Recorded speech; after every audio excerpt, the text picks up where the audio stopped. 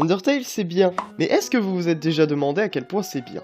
Laissez-moi vous guider vers ce que certaines personnes considèrent comme le meilleur jeu de tous les temps. Undertale nous conte l'histoire de Billy, 5 ans tombé dans l'underground souterrain dans lequel sont enfermés les monstres suite à leur défaite dans la guerre les opposant aux humains. Et là vous allez me demander pourquoi la guerre a éclaté.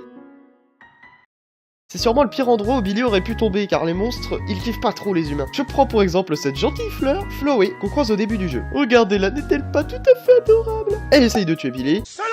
On se fait sauver par Toriel. Toriel, comme tutoriel, ou tutoriel. Donc en tutoriel, next. Oui, parce que ce jeu nous laisse le choix entre tuer ou épargner. Nique-les je tue tout le monde. Billy entre dans la ville de Snowdin. C'est bien, Snowdin. Mais cette ville s'appelle aussi Couvre-Neige en version française. Et la version française, je lui pisse à l'arrêt, d'accord? Ah, Snowdin. Il fait beau, les habitants sont gentils, les squelettes essayent de te tuer. Attends, quoi? Ce squelette veut capturer Billy pour lui voler son âme. Billy deviendrait ainsi roux. T'es sûr de ton coup, là? Puisque je te dis qu'ils n'ont pas d'âme.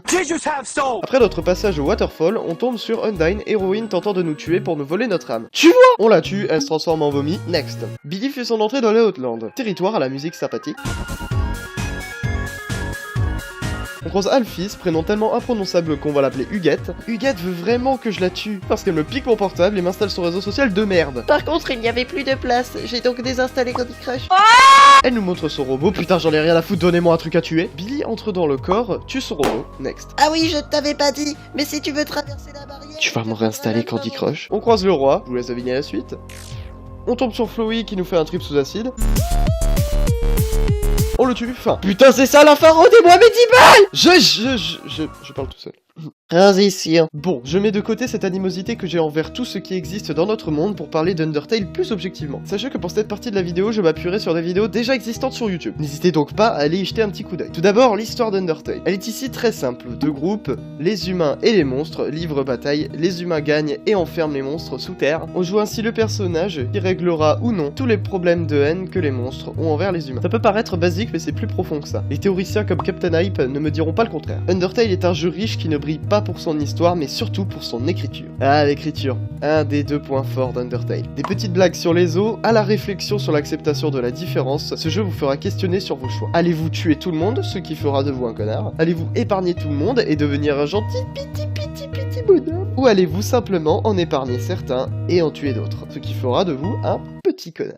Le second point fort d'Undertale, ce sont ses personnages. Toriel, Papyrus, Undyne, Alphys, Huguette, Métatone, putain Métatone, Asgore, etc. Que des personnages extrêmement charismatiques. Putain Métatone. Des personnages qui ont une évolution, un background pour la plupart, auquel on s'attache, et ce qui, couplé au gameplay, crée un véritable lien entre le joueur et les personnages d'Undertale. En parlant du gameplay, je vais essayer d'être synthétique. Je veux dire par là que je vais synthétisationner. On passe du JRPG, ou combat au tour par tour, au shoot'em up, demandant une précision croissante avec la difficulté du jeu, et petit jeu de timing, bien que ce soit un peu plus anecdotique. Ces assemblages qui peuvent paraître contre nature s'assemblent vraiment bien. Mais là où réside le génie d'Undertale, c'est dans le choix entre épargner ou tuer la cible. Je vais vous la faire courte. Bon, moi je vais vous la faire courte. En gros, si vous tuez quelqu'un, vous obtenez de l'expérience, de l'or et toutes ces choses qui permettent la progression dans le jeu en lui-même. Mais si vous choisissez d'épargner votre opposant, vous allez obtenir des informations à son sujet, mieux connaître ses patterns, savoir s'il aime le jeudi. Oh putain, je hais le jeudi! Et peut-être, si vous êtes assez réceptif, vous liez d'amitié avec. Et ainsi, vous allez accéder à une expérience de jeu plus riche. Le terme technique pour ça, c'est la rhétorique procédurale.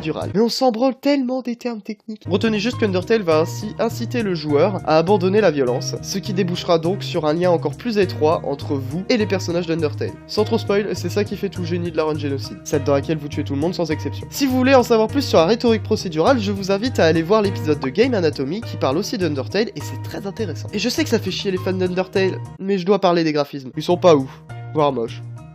Voilà. Non, sans rire. Les gens s'accordent en général sur le fait qu'on s'en fout, car les graphismes ne véhiculent pas mieux le message que le gameplay, l'écriture, les personnages, et Undertale brille dans ces catégories. On regrettera tout de même les coins des murs ratés et quelques écrans qui sont bien dégueulasses. Vidéo de Mr. Flesh à l'appui. Mais bon, n'oublions pas qu'Undertale a été développé en très grande partie par Toby Fox. Rien que pour ça, respect.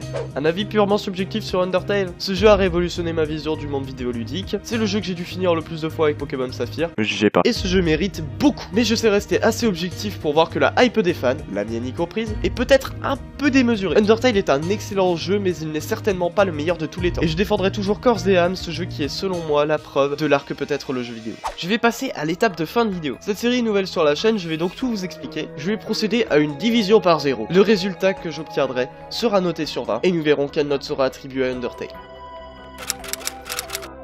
Et le résultat est 20 sur 20. Hey, le jeu n'est pas parfait, mais il mérite son 20 sur 20. Je vous remercie d'avoir regardé cette vidéo, j'espère qu'elle vous a plu. C'était le premier épisode de Division par 0. C'est ce concept qui remplacera les chroniques de la décharge à partir d'aujourd'hui. Alors j'espère que ça vous plaît beaucoup, ça m'a pris énormément de temps à faire, donc si ça vous a plu, n'oubliez pas de laisser un petit pouce bleu, de vous abonner à la chaîne et de partager la vidéo, ça m'apportera un immense soutien. En attendant de vous revoir dans une prochaine vidéo, c'était Monsieur Understeve, ciao.